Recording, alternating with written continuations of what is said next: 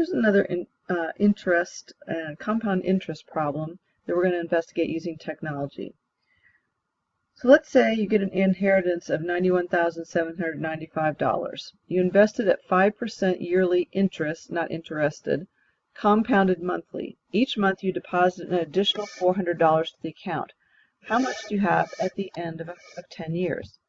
So let's investigate this on the calculator. Okay, so we have $91,795. I'm going to take that amount, so my answer, and I'm going to add some interest. Now compounded monthly means I'm going to take that amount divided by 12, so 0.05 divided by 12, so that much is going to be added each month.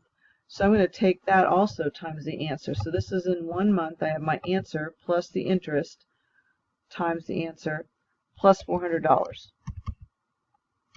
Okay, so after my first month, that's what I'm going to have. Add the interest, then plus $400. Then I'm going to take my new amount, add the interest, plus $400, and so forth, and just keep doing that and see what happens in the long run. Okay. Now another way to do that is to do this on a spreadsheet, and then on a spreadsheet, the advantage is you get to see all of the numbers kind of laid out for you. So here's a spreadsheet I made. Here's my interest rate, or sorry, here's my original balance in the yellow here. Then notice right here what I did is I took the previous number, that's in cell number A2, times 1 plus 0.05 divided by 12. So that's adding the interest. Okay. Then over here, what I did was take A3 plus 400. So now I've added the interest and then added 400. Then down here, I've got cell B3. So in other words, this cell, the previous number, and I'm multiplying times 1 plus 0.05 divided by 12. So I'm taking the answer plus the interest rate times the answer, and then adding the 400, and then keep doing this again. Now, the way you do this on a spreadsheet is once you've established the pattern, you just grab one number and you drag your cursor down all the way to however many numbers you want, and you use the fill down button. So I want to do this for 10 years. That's oops, wait, a little too far. That's 120 months. Now I started on line 2 up there, so it's 120, line 122 here on my spreadsheet, which isn't showing. It's not showing that it's 122. But anyway, then you use this button that's the fill down button, which it can also be found over here. You click that and do fill down. And so what that does is it copies that rule over, but it copies it down. It always refers back to the previous row. Now after I did this and put this on your worksheet and everything, I thought there was a much simpler way to do this.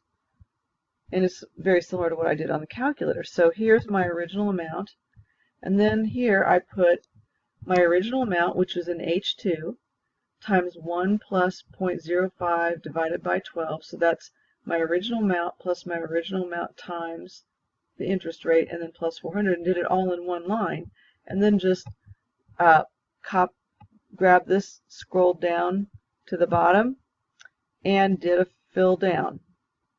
And so let me just delete this to show you what it looks like. So let me grab this before I filled down, and then you can see what it looks like when I do fill down.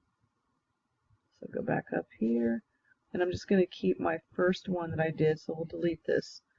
So now you can see here I just have this first rule. It's referring this is in cell H3, it's referring back to H2. So I grab cell A3, drag down till I get 120 months worth, and I always go past where I wanted to. And then I just hit the fill down button. I guess I can do it over here since that's what you'd probably have. And it fills down my amount. Notice I get the same result as I did before. Now another thing you can add to a spreadsheet is maybe you want to do something else with that number. So my last number here in the first way I did it is in cell number 100 B122. So I go up to the top here, and the total balance is, notice, B122. The total deposited is A sub 2, that's my original amount, plus 120 times 400, because I added 400 120 times every month. So that's my total deposited. Then here I put D3 minus C3, total balance minus total deposited, and that gives me my interest earned. So this can all be done in the calculator, but recursion works really well with spreadsheets too. So for people who are using spreadsheets for business, or you might at some time use that, you're actually creating recursive rules, but instead of calling them A sub n minus 1 and so forth like that, the recursion is referring back to another cell in the spreadsheet.